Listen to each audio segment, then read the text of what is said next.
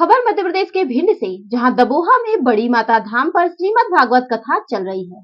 खबर के बारे में विस्तार से जानेंगे, उससे पहले लेंगे एक छोटा सा ब्रेक के बाद जल्द हाजिर होंगे। इस खबर के प्रायोजक हैं फंटासिया वाटर पार्क। वाराणसी के सुप्रसिद्ध वाटर पार्क में आपका स्वागत है। रोमांच और मस्ती की दुनिया में डुबकी लगाएं। ऊंची ऊंची वाटर स्लाइड्स और वेब पुल से रोमांच का अनुभव करें। परिवार संग एक बार अवश्य आएं। ब्रेक के बाद आप सभी का स्वागत है। खबर मध्य प्रदेश के भिंड से, जहां ग्राम दबोहा में बड़ी माता धाम पर श्रीमद् भागवत कथा चल रही है, जिसमें सरस कथा वाचक डॉक्टर राजेश्वरी ऋषिश्वर के मुखार बिंदु से कही जा रही है, जिसमें हजारों की संख्या में भक्तगण उपस्थित होकर धर्म लाभ उठा रहे हैं। आज छठा दिवस की कथा में डॉक्टर राजेश्वरी ऋषिश्वर ने हमें बताया कि भगवान किस प्रकार से वृंदावन से मथुरा जाते हैं और कंस का उद्धार करते हैं, अपनी माँ देवकी और वासुदेव को बंदी गृह से मुक्त कराते हैं। देखे भिंड से सतीश शर्मा की रिपोर्ट। कैसे हुआ उसका वर्णन के बारे में देवी माँ अपने मुखारविंद से कुछ कहेंगी, वो सुने। जय श्री कृष्ण। रुक्मिणी मैया के विवाह की सबसे अच्छी बात यह है कि रुक्मिणी मैया ने कभी लाल जी को देखा नहीं था, कभी एक बार भी मिली नहीं थी, और बिना मिले भी उन्होंने सिर्फ सुना हुआ था। इसलिए कहा जाता है कि आप जब कथा में प्रवेश कर रहे हैं तो कथा को बड़े प्रेम से सुने। इसलिए पहला श्लोक हमेशा वो कहती है, श्रुत्वा गुणान भुवन सुंदर श्रवण कांते, यानी उन्होंने सुना था कि संसार में अगर सबसे अद्भुत कोई है तो हमारे लाल जी हैं। इस कारण से उन्होंने प्रेम किया और भगवान को इसी प्रेम के आधार पर जीता, और भगवान उन्हें लेने के लिए आए उनकी नगरी में, विदर्भ देश में। और भगवान जब लेकर भी गए अपने साथ तो एक संदेश देते हैं कि लक्ष्मी किसी की नहीं हो सकती। माँ लक्ष्मी का अधिकार सिर्फ भगवान नारायण का है। अगर कोई लक्ष्मीपति बनने का अगर सोचता है कि मैं करोड़पति बन जाऊं, मैं लक्ष्मीपति बन जाऊं, मैं अरबपति बन जाऊं, तो सबका क्या हो जाता है, कुल शहीद नाश हो जाता है। रावण ने सोचा था कि माँ सीता उसकी हो जाए, तो लंका भी उसको छोड़नी पड़ी, लंका में आग तक लगी, पूरा का पूरा कुल नाश हो गया। अगर हम भगवान की लक्ष्मी को अपना बनाने का प्रयास करेंगे तो हमारा भी यही हाल हो जाएगा। माँ से सिर्फ एक या दो संबंध है, एक तो माँ का संबंध है, पुत्री का संबंध। आप मैया लक्ष्मी के साथ सिर्फ दो संबंध बनाएं, जिससे आपका जीवन बहुत सफल होता है। देवी माँ, सनातन धर्म के बारे में आज तक बहुत से संत प्रचार कर रहे हैं, तो सनातन धर्म के बारे में आप क्या कहेंगे? सनातन का अपने आप में ही, जैसे नाम से ही समझ में आता है, सनातन यानी शाश्वत, जो प्रारंभ से है, आदि से है और अंत तक रहेगा। सबसे बड़ी बात है सनातन धर्म की सबसे खूबसूरती है कि इसने हमेशा भगवान के अस्तित्व को स्वीकार किया। भगवान है, हमारे साथ हैं, कहीं जाने की जरूरत नहीं है। आप जीव मात्र से प्रेम करें, वहां भगवान आपको जरूर दिखाई देंगे। इसी को सनातन कहा गया है। ठीक है। त्रिलोचन दास देखते हैं कि बालक कहाँ गया, वो बालक, अद्भुत बालक वो कहाँ गया। भगवान को ढूंढते ढूंढते ढूंढते ढूंढते वो मंदिर जाते हैं, वो समझ जाते हैं, अपनी पत्नी से पूछते हैं, क्यों तूने कुछ कह तो नहीं दिया था अंतर्यामी से।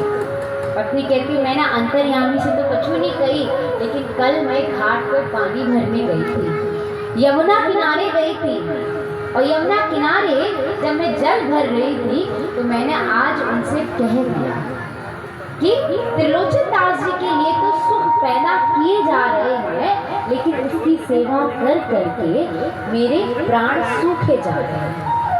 इतनी सी बात को सुनकर आज त्रिलोचन दास जी जाते हैं बिहारी जी के मंदिर, उनके चरण कमल पकड़ते हैं और आज क्षमा मांगते हैं कि हे प्रभु मुझे क्षमा करिएगा, मेरे से भूल हो गई, मेरी पत्नी से भूल हो गई।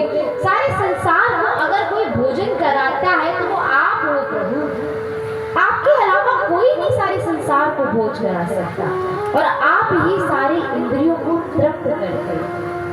जब जैसे ये प्रार्थना करते हैं वैसे ही भगवान प्रकट होते हुए त्रिलोचन दास से कहते हैं कि हमारे अंदर तुम्हारे जीवन में सेवा भाव उत्पन्न करने की जो भावना आई थी वो इसलिए आई थी क्योंकि आपके हृदय में भाव था संतों की सेवा करने का, ब्राह्मणों की सेवा करने का, वो भी प्रत्येक इंद्रिय के द्वारा।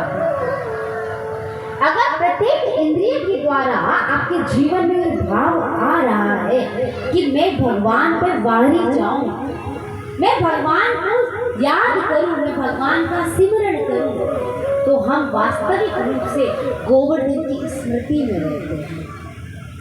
नहीं तो हमारा जीवन गोवर्धन लीला में है ही नहीं। हम क्या कर रहे हैं, एक एक इंद्रिय का पोषण ही नहीं कर पा रहे हैं। आप अपनी एक एक इंद्रिय का अगर पोषण करना चाहते हो, जीना चाहते हो, तो प्रत्येक इंद्रिय से भगवान को सौंप दो, जैसे अर्जुन ने सौंपा। अर्जुन आए थे भगवान के पास सेना लेने के लिए, सब सोचते ऐसा होंगे, लेकिन भगवान ने जब अर्जुन से पूछा अर्जुन तुम किस लिए आए हो, तो आज अर्जुन क्या कहते हैं कि मैं ना तो आपकी थोड़ी सेना लेने आया हूँ, ना मैं आपको लेने आया हूँ, हे नाथ मैं तो अपने आप को आपके पास सौंपने के लिए आया हूँ कि मेरा जीवन आप सवार हो। मुझे नहीं मालूम ये युद्ध नीति क्या है, ये राजनीति क्या है, धर्म नीति क्या है, बस मुझे ये मालूम है कि आप मेरे हो प्रभु, और अभी भी अपने आप को आपके जीवन में सौंपने के लिए आया हूँ।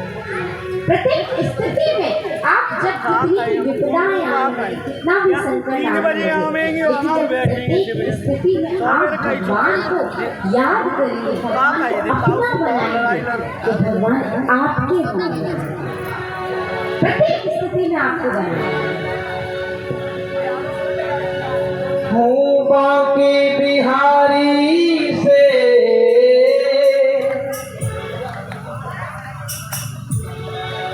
कुंज बिहारी से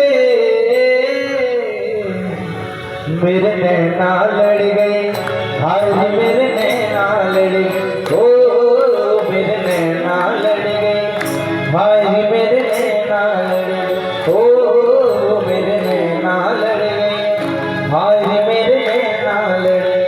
ताली बजाते हुए प्रेम के साथ नैना लड़ गए बांके बिहारी से, नैना लड़ गए कुंज बिहारी से, उन्हीं से नैना लड़ गए, ये तो उन्हीं से नैना लड़ गए, हाय लड़ गए लड़ गए लड़ गए, ओ मेरे नैना लड़ गए, हाय मेरे नैना लड़ गए, ओ मेरे नैना लड़ गए, हाय मेरे नैना लड़ गए, ओ मेरे नैना लड़ गए, हाय मेरे नैना लड़ गए, नैना लड़ गए बांके बिहारी से, नैना लड़ गए कुंज बिहारी से, उन्हीं से नैना लड़ गए, उन्हीं से नैना लड़ गए, हाय लड़ गए लड़ गए लड़ गए, मेरे नैना लड़ गए, हाय मेरे नैना, ओ मेरे नैना लड़ गए, हाय